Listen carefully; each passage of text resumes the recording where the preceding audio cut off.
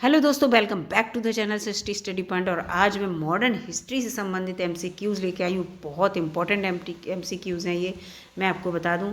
और modern history आपको पता है कोई भी कॉम्पिटिटिव एग्ज़ाम हो उसमें अछूता नहीं है, क्योंकि हर एग्ज़ाम में मॉडर्न हिस्ट्री के जो क्वेश्चन हैं वो आते ही आते हैं।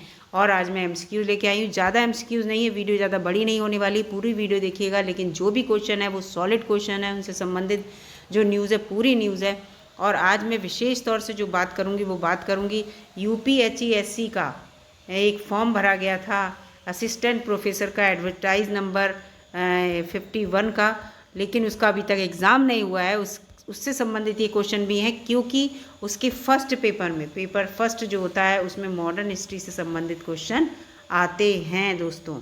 इसके साथ साथ यूजीसी का जो बच्चे फॉर्म भरेंगे, या यूजीसी नेट है, सीएसआईआर नेट है, जिनमें जीएस आती है, तो यूजीसी नेट या सीएसआईआर नेट का तो अब एग्ज़ाम ही होगा। कंबाइन एग्ज़ाम है दिसंबर और जून का।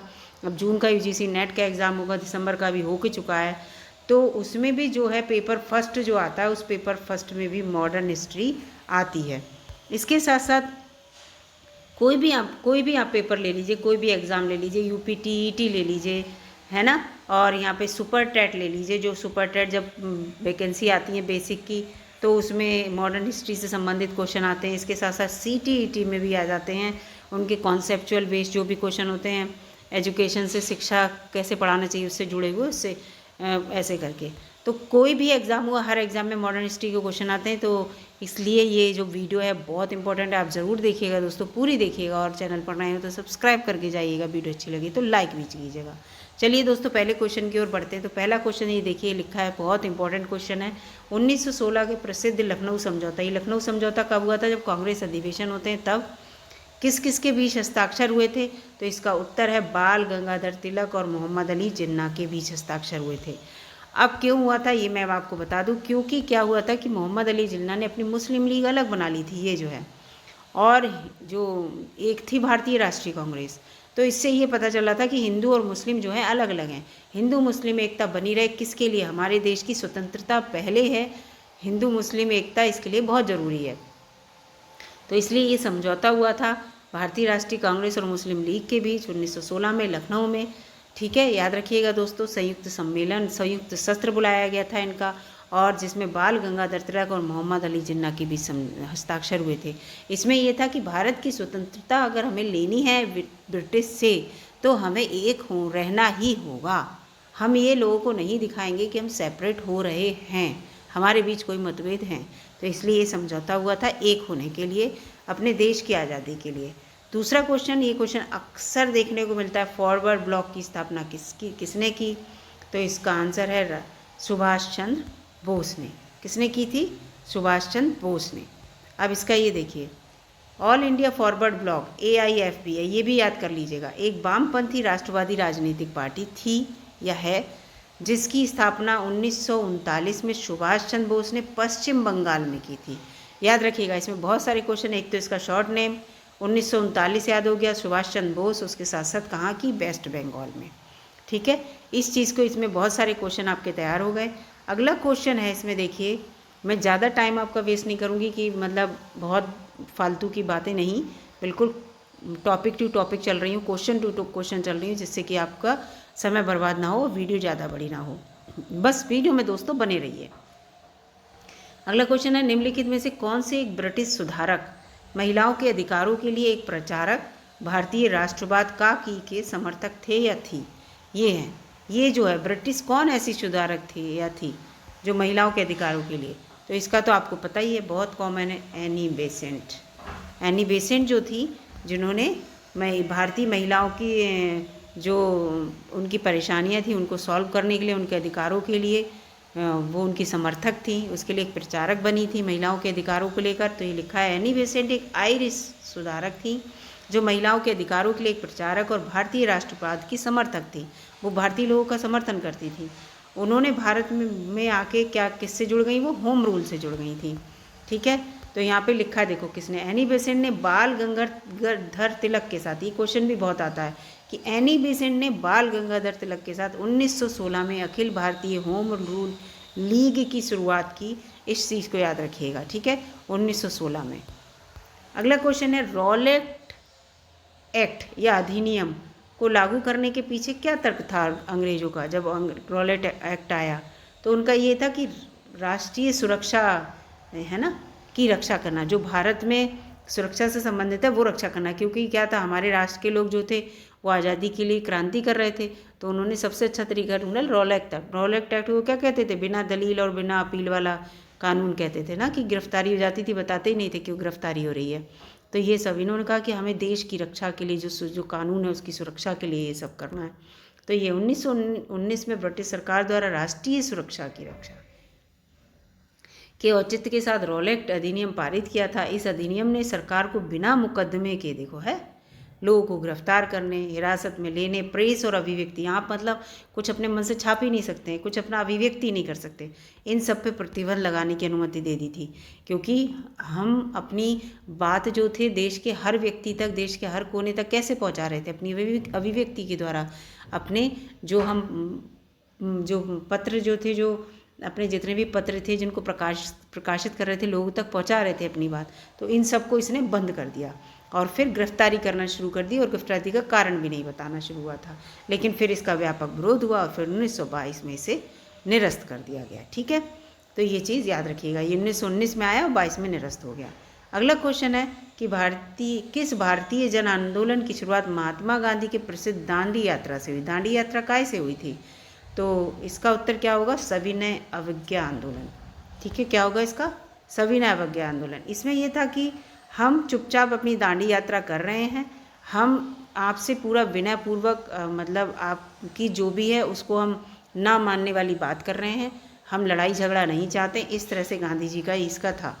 तो इसमें नमक यात्रा या दांडी यात्रा 12 मार्च 1930 को साबरमती आश्रम से शुरू हुई थी, इसको याद रखिएगा।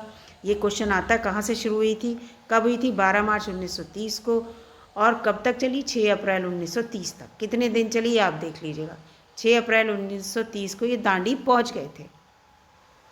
उन्होंने 24 दिनों में, कितने दिन हुए ये, 24 दिनों में कितने मील की दूरी तय की, 240 मील की। इसको भी याद रखिएगा, ये भी क्वेश्चन अब आने लगे हैं, क्वेश्चन के अंदर के क्वेश्चन आने लगे हैं, अब नॉर्मल क्वेश्चन नहीं आते हैं। गांधी जी ने समुद्री जल से नमक बनाकर नमक कानून तोड़ दिया था, नमक कानून का उल्लंघन कर दिया था। नमक नहीं बना सकते थे तो उन्होंने जाके अपना कि हम खुद का नमक बना लेंगे, इस चीज़ को ना, नमक से सस्ती कोई चीज़ ही नहीं होती है, इस चीज़ को लेकर ये सब इश्यू था। तो इस वजह से ये वाला हुआ था। इस नमक सत्याग्रह या इसे क्या कहते हैं, हम इसे हम सविनय अवज्ञा आंदोलन कहते हैं या नमक सत्याग्रह कहते हैं। तो याद रखिएगा दांडी मार्च जो है वो सविनय अवज्ञा आंदोलन से संबंधित है। अगला क्वेश्चन है कि स्वराज शब्द, ये जो शब्द है स्वराज, इसका प्रयोग सबसे पहले दादा भाई नेहरू ने किया, ये आपको पता चल गया यहाँ पे, लेकिन कब किया, कांग्रेस के कौन से अधिवेशन में किया, ये आपको बताना है। तो इसका उत्तर होगा दोस्तों, इसका उत्तर 1906 में कलकत्ता में होगा। हाँ यही है इसका उत्तर, 1906 में कलकत्ता में हुआ था इसका, ठीक है। तो इसका वो ये दादा भाई नेहरू जी ने स्वराज शब्द का यूज़ किया सबसे पहले, ठीक है, याद रखिएगा। कब किया, 1906 में कलकत्ता का जो कांग्रेस अधिवेशन हुआ था उसमें किया था। तो इसमें भी आपके 3-4 क्वेश्चन तैयार हो गए। अगला क्वेश्चन है स्वतंत्र भारत की अनंतिम सरकार यानी कि आज़ाद हिंद का गठन कहाँ हुआ था, ठीक है। किसने करा था आज़ाद हिंद का गठन, नेताजी सुभाष चंद्र बोस ने। कहाँ, सिंगापुर में, ठीक है। कहाँ किया था, सिंगापुर में, लिखा भी है यहाँ पे 21 अक्टूबर 1943 को, ये डेट याद रखिएगा। सिंगापुर में नेताजी सुभाष चंद्र बोस ने खुद को राज्य के प्रधानमंत्री और युद्ध मंत्री के रूप में आज़ाद हिंद यानी कि आज़ाद भारत की अनंतिम सरकार के गठन की घोषणा की थी, इसको याद रखिएगा। अगला क्वेश्चन है 1857 के विद्रोह के दौरान लखनऊ में किसका शासन था। ये 1857 वाला अक्सर क्वेश्चन आता है, ठीक है। तो लखनऊ में किसका शासन था, बेगम हजरत महल का, बहुत पावरफुल महिला थी। 1857 के विद्रोह के दौरान बेगम हजरत महल लखनऊ की शासक थी। सर कॉलिंग कैंपबेल ने लखनऊ में जो विद्रोह इन लोगों ने किया था उसको दबा दिया था। ये जो इनका वो थे, इनको सर कहना बेकार है, जो अंग्रेज थे इनको कॉलिंग कैंपबेल। बेगम हजरत महल अवध के नवाब वाजिद अली शाह की पत्नी थी, ठीक है। अगला क्वेश्चन है कि 1885 में इंडियन नेशनल कांग्रेस की स्थापना किसकी पहल पर की गई। देखो है मतलब इंडियन नेशनल कांग्रेस INC से बहुत क्वेश्चन बनते हैं और आता भी है एक तो एक। तो इसकी स्थापना किसके द्वारा की गई? A.O. ह्यूम। सेफ्टी वॉल वाला वो आपने सुना होगा, है ना? सेफ्टी वॉल वाला पूरा कांड है कि एक कोई ऐसा वो बना दे रहे हैं जिससे कि जैसे गैस, जैसे हम कुकर चढ़ाते हैं उसमें एक सेफ्टी वॉल लगी होती है, अगर गैस ज़्यादा बन जाए तो सेफ्टी वॉल खुल जाता है, गैस निकल जाती है, कुकर फटता नहीं है।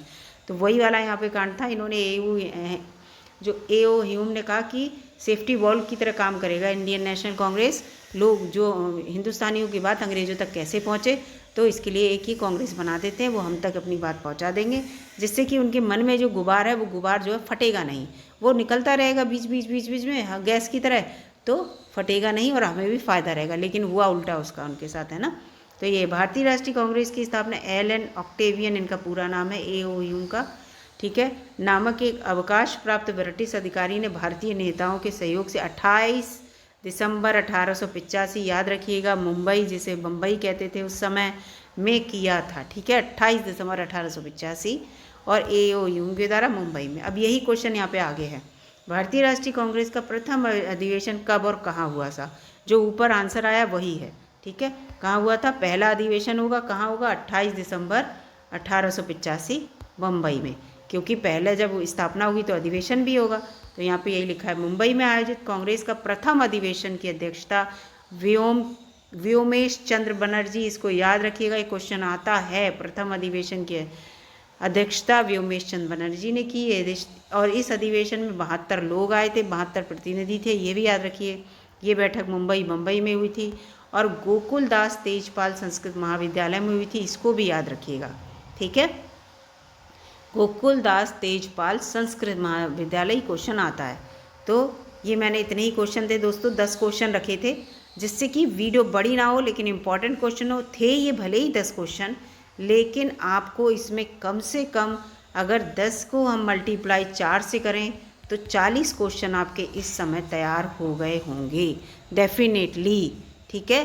तो इस तरह के क्वेश्चन मैं अपनी वीडियो में लेके आऊँगी। प्लीज़ आप चैनल पर नए हो तो सब्सक्राइब करके ही जाइएगा। वीडियो अच्छी लगी हो दोस्तों लाइक कीजिएगा, और मिलती हूँ आपसे अगली वीडियो में। तब तक के लिए दोस्तों नमस्कार।